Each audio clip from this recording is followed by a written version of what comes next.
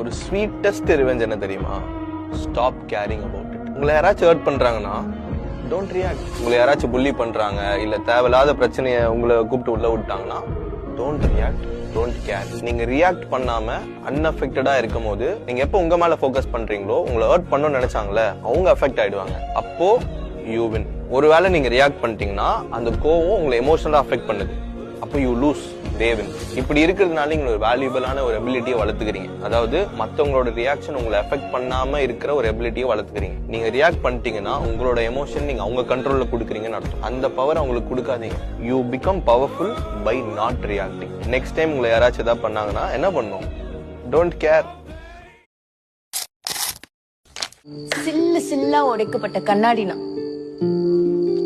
உடைஞ்ச ஒவ்வொரு சில்லையும் எடுத்து நானே ஒட்டிக்கிட்டேன். மேபி என்ன பாக்குறவங்களுக்கு நான்